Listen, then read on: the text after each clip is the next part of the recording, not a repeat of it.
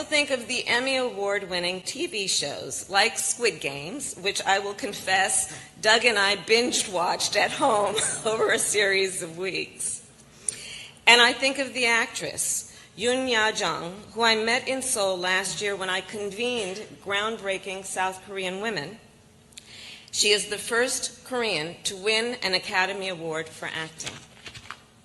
These are examples of the cultural ties and the intertwined history between our nations. This is my first video update from Nicosia, Cyprus on this Friday midday. Let's talk about some news, and let's start things off with the reason why the Ukraine spring, summer, fall, winter counteroffensive has been delayed, according to the publication Nouvelle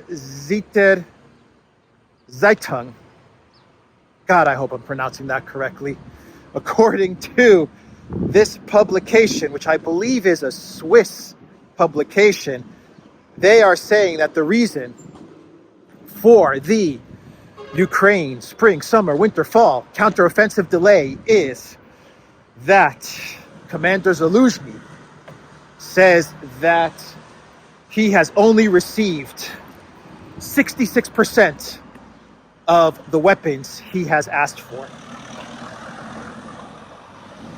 That's why we have this delay, according to this publication and according to the Ukraine Commander Zaluzhny, which I find to be a very interesting admission, claim by the Ukraine military commander, because just yesterday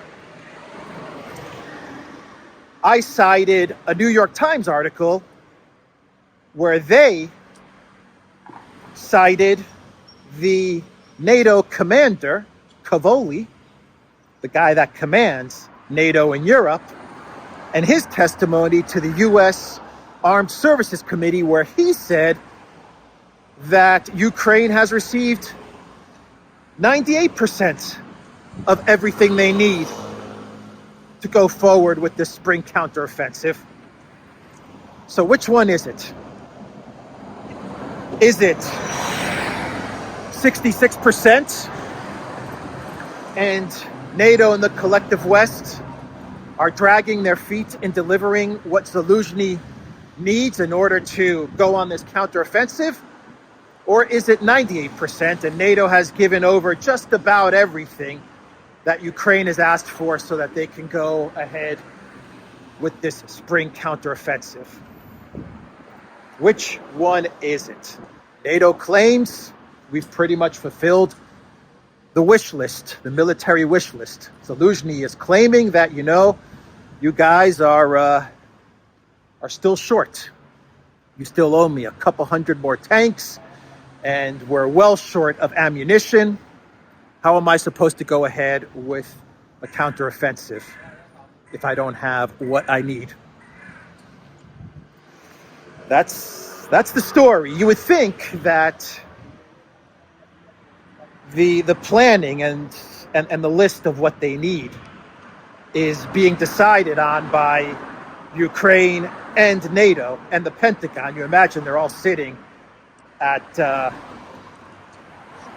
big table somewhere in Germany or Poland, and they're all sitting down and they're saying, what do we need in order to capture Crimea and to get regime change in Russia? Okay, we need 300 tanks and we need this much ammunition and all of these things. And you would think that they come up with a certain number and they all sign off on it. So obviously something is broken. Something is not right when you have the commander of the Ukraine military saying one thing and then you have the commander of NATO saying another. We'll find out. Maybe we'll find out.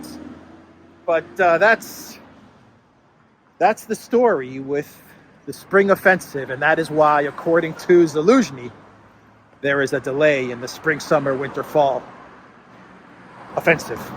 That's supposed to be taking place in Ukraine. Cavoli, actually, according to CNN, Cavoli told the U.S. Armed Services Committee that the Russian military is stronger now than before the conflict started. Russia's military has actually gotten stronger, according to the NATO commander. And let me read you his quote from CNN. The Russian ground force has been degenerated somewhat by this conflict, although it is bigger today than it was at the beginning of the conflict. General Christoforou Cavoli, the commander of U.S. European Command, told the House Armed Services Committee. The title of the CNN article is Russian Ground Forces Bigger Today Than at the Start of the War in Ukraine, U.S. General says. Okay, you can say that the Russian military is bigger and stronger because they brought in a whole bunch of people, 300,000 new people into the Russian military, and that's why it's stronger. But in this article from CNN, the NATO commander actually says that Russia's navy is more active than ever before. Their submarines are just as powerful. They're all over the world, and they're operating at levels that we've never seen them operate. He says the Russian Air Force is stronger than ever. He's putting out numbers like 80 Russian planes have been destroyed since the beginning of the SMO, but he's like, Russia has 1,000 plus planes that are still, fully ready to do whatever they need to do. And he's throwing out numbers, basically saying, look, it's not only about the 300 or 400,000 Russian soldiers that are operating in Ukraine that Putin has brought into the fight in Ukraine. He made it a point to tell the U.S. Armed Services Committee that the entirety of Russia's military just seems to be stronger. The Air Force, the Navy, the submarines. It just seems to be much stronger and more active around the world. That's what Cavoli said. And this is the guy that also said to the U.S. Armed Services Committee that Ukraine has 98% of everything they have asked for. So get the spring counteroffensive going, man. That's what Cavoli is basically saying. That's what he's telling the U.S. Armed Services Committee. Let's get this counteroffensive going. And that's what the politicians in the United States want to hear. That's what the Republicans, the Democrats, that's what they want to hear. Yeah, we're going to get a counteroffensive going because from a political level, they have to get a counteroffensive underway. They have to have it from a political level. On a military level, Ukraine is obviously not ready, and this is going to be a complete catastrophe. But from the political side of things, the neocons, the kleptocrats in Brussels, the bureaucrats in D.C., they have to get their counteroffensive. Otherwise, they're going to lose support for Project Ukraine, and they know it. And time is running out for escalation with Project, what should we call it? Project Taiwan or Project China? They need to start escalating with China like ASAP. So they need to get Ukraine sorted out, and they need to get the support for Project Ukraine sorted out. So they need a counteroffensive like ASAP. And they need to show that they're gaining some territory ASAP so they can keep everyone invested in Project Ukraine, and then they can take the success of Project Ukraine and roll it into Project, let's just call it Project Taiwan. That's the thinking. That's the hope. That's the hope. And it is indeed a hope strategy.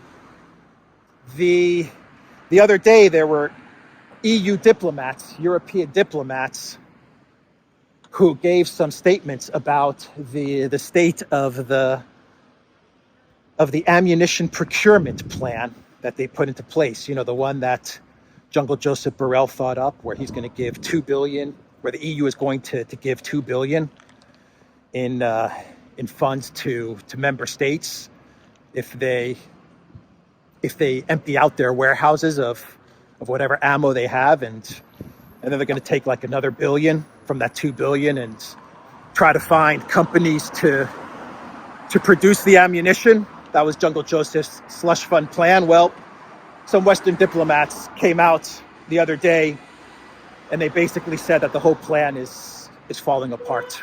Like, it is a complete freaking mess, the whole thing. That's what they said. Not good.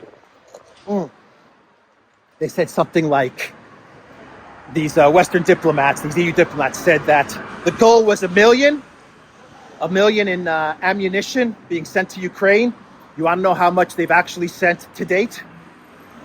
40,000.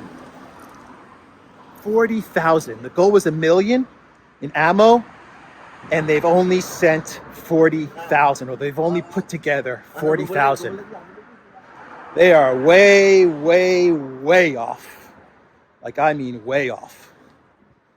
So that's what's happening in Ukraine. There were reports yesterday that the Russians launched a pretty big, devastating missile strike towards most of Ukraine, even Kiev, and Russia has not. They have not hit out at Kiev since like March 9th. That was the last time they sent missiles and drones towards Kiev, and yesterday they started again. And they hit the capital city, but from what I understand, they weren't targeting energy infrastructure or anything like that. They were hitting military facilities, and so these missile strikes also managed to take out S-300s, two S-300. Air defense systems. Now, this is what video and photos circulating around the interwebs show us. The Russian missiles and drones taking out these S-300 air defense systems.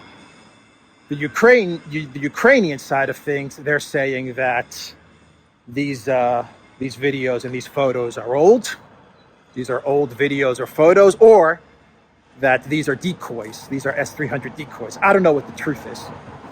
I don't know if the Russians really did manage to destroy 2 S-300 systems and they were sitting kind of side by side, or if these were indeed decoys or old photos of this drone / missile strike. But if this is real and the Russians did take out 2 S-300s, well, that's a big problem for the Ukraine military and the Zelensky regime, because if there's one thing that they don't have to spare, that they cannot lose, it is air defense systems, especially S-300 systems. So if this was indeed the case and the Russians really did destroy S-300s, that's pretty devastating for the Ukraine military.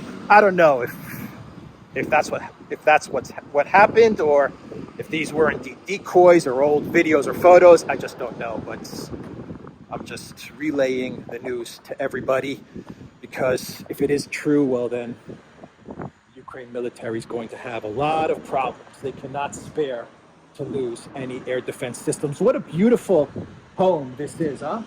And it's right in the center of Nicosia, and it's been abandoned for months, for years actually.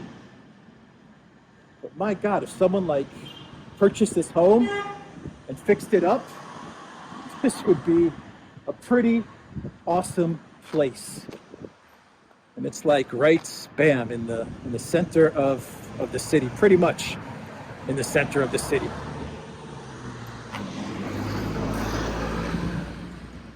So what else should we discuss here? So Erdogan, he appeared via video for the ceremony for the opening of this nuclear power plant in Turkey, and he appeared side by side with Russian President Vladimir Putin because Russia helped build this nuclear power plant. And this is actually a huge deal because it means that Turkey is now a nuclear energy nation. It really is a huge deal, but Erdogan was there on video. Putin was there on video. A couple of days ago, there were rumors on the interwebs that Erdogan had suffered a mild heart attack. But the next day he was at this event. I imagine that he was indeed sick, but I don't think this was a heart attack because he seemed okay during the ceremonies for this nuclear power plant. But this is a huge, huge event. Turkey is now a nuclear energy nation. Germany is shutting down nuclear power plants. They shut down their last 3 power plants just about a week ago, and Turkey is building nuclear power plants along with Russia's help. Vučić, the president of Serbia, there are reports that he was taken to the hospital this morning. What is going on here, man? What is going on? But there are reports saying that this isn't the case and that Vučić is perfectly fine, and it's the opposition that is spreading rumors about Vučić being ill and being taken to the hospital. I don't know what is going on, but in the video that I did yesterday, I said that most likely Erdogan was indeed sick. He did catch something, and the opposition probably spread rumors that this was something more than just a really bad bug or exhaustion or something like that. This was a heart attack, or this was something more serious because Erdogan is going through a very tough election, and the opposition party, they wanted to knock him down a bit. But the Vučić case is pretty much the same, it seems. He wasn't taken to the hospital. He was taken to the hospital. I don't know, but there is media that's saying he was taken to the hospital, and it's all over the internet saying that something really bad has happened to the Serbian president. And then there's media that's saying no, these are lies being spread by the opposition because they want to make it seem like Vučić is on his last legs. I don't know what is going on. I have no idea. I hope this isn't like some sort of elaborate regime change operation or something like that in Serbia. I don't know. I have no clue. But I imagine as the day goes along, we'll find out if the Serbian president was indeed sick, and if he did have to get taken to the hospital, or if he makes an appearance and he just comes out and says, "Look, everybody, here I am.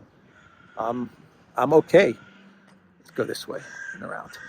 I'm okay, and this is just all lies and fake news and disinfo being spread by my opponents who want to do me harm." We'll find out, I imagine, later today. But Serbia is indeed being targeted because the EU and the EU Parliament, they're calling on Serbia and the government in Serbia to start banning Russian media, specifically RT Balkans, and Sputnik, which operates in Serbia. They have offices in Serbia, and they operate a media channel in that country. Serbia not being in the European Union, they didn't have to ban Russian media way back when the special military operation first got underway, and Van der Crazy gave the order for all EU member states to ban Russian media. Serbia didn't have to do that because they're not part of the EU, but now you have EU parliament members trying to pressure Serbia to start banning Russian media. And from what I understand, RT, Balkans, and Sputnik, they're doing well in Serbia. Like it's a popular channel, and they have a lot of support.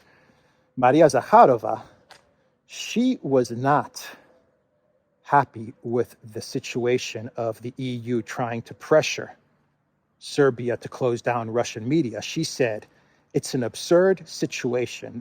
This is the foreign ministry spokeswoman. It's an absurd situation, Zakharova told reporters at the daily briefing in Moscow on Thursday. Quote, these statements speak for themselves. The West isn't even hiding, but saying the quiet part out loud. So Maria Zakharova, she was very, very pissed off at the fact that the EU is trying to pressure Serbia to shut down Russian media. And she's right. Why should Serbia, which is not a part of the EU, which is not a part of NATO, why should they be lectured by the European Union and by NATO and pressured to try and close down media? You know, if the EU, if Van der Crazy and Jungle Joseph, if they want to force EU member states to shut down Russian media, fine, whatever. EU member states have to do it. We understand why they have to do it. And they go along and they do it because they are a bunch of vassals. But Serbia is not part of the European Union, and it's not part of NATO. And the European Union and NATO shouldn't even go there. They shouldn't even pressure Serbia to shut down Russian media. It's none of their business. Now, if Serbia were to join the EU and sign up to EU bondage, well, then that's a different story. But right now, as things stand, Serbia is not part of any of these super state institutions. And so if they want to keep Russian media active and open and operating, that's their business. That is their business. So that's the story there. And should we do some clown worlds? I think we could do a clown world. And this one's, we could do a couple of clown worlds. How about we'll do two clown worlds. Let's do two. How about the South Korean president being convinced by Joe Bidenopoulos, Greece's favorite son, to sing Bye Bye Miss American Pie. Wow, was that embarrassing for the South Korean president. That was embarrassing. So Bidenopoulos, he convinced the South Korean president at a state dinner at the White House to sing Bye Bye Miss American Pie. And it was cringe, man. It was cringe. Why do people listen to Biden? Why?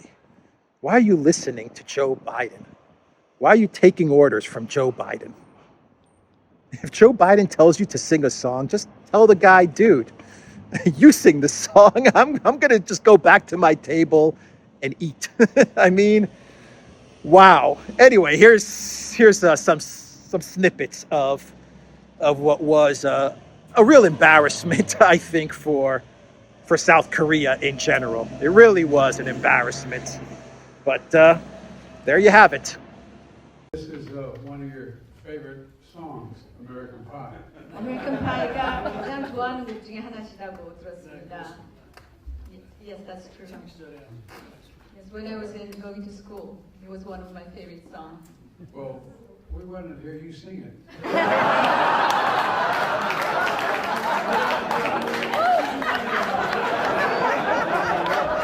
It's been a while, but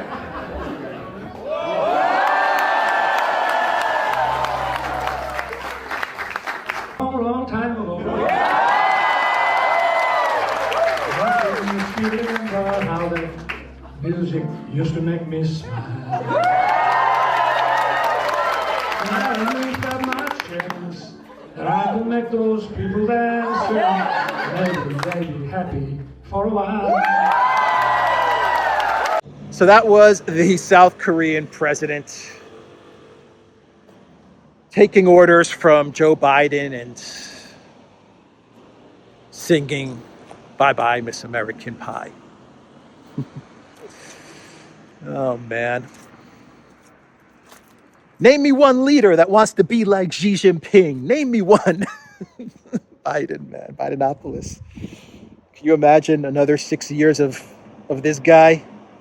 Oh, boy. Vovan and Lexus. This is my main clown world. Vovan and Lexus, they prank called Jerome Powell. They got Jerome Powell. And they pretended to be Zelensky. And they got Jerome Powell, the Fed chair, to admit that there will be another 2 more interest rate hikes. That is what he admitted to a fake Zelensky. Vovan and Lexus. At least it wasn't Poroshenko. At least he didn't fall for the Poroshenko fake. But he fell for the Zelensky fake. All of these collective West leaders, they're so desperate to talk to Poroshenko or Zelensky or someone like that they don't question that this could be a prank. It doesn't even cross their minds that maybe, just maybe, this is not the real Poroshenko, or this is not the real Zelensky. It must be Zelensky because he's speaking with a Russian accent, so it has to be Zelensky, right? He's the only one that speaks English with a Russian accent. It's the only person I know is Zelensky or Poroshenko, so it has to be him. It has to be the real Zelensky. It makes them feel so important. Zelensky's calling me? Oh my God, wow. Wow, let me get this phone call and talk to Zelensky or talk to Poroshenko. Must be important for them to be calling me. Anyway, let's see. A recession is almost as likely as very slow growth in 2023. That's what Powell told Vovan and Lexus. He says, I think that's partly because of us having raised rates quite a bit, but this is what it takes to get inflation down. Powell said, what we need is a period of slower growth so that the economy can cool off, so the labor market can cool off, so that wages can cool off. That's how inflation comes down. He said that it can be painful, but we don't know of any painless way for inflation to come down. They fall for it every single time. Every time they fall for fake Zelensky or fake Poroshenko. Oh boy. All right, I will leave it there. theduran.locals.com. We are on Rumble, Rockfin, BitChute, ODYSEE, and Telegram, and go to the Duran shop. 10% off. Use the code. Good day. Take care.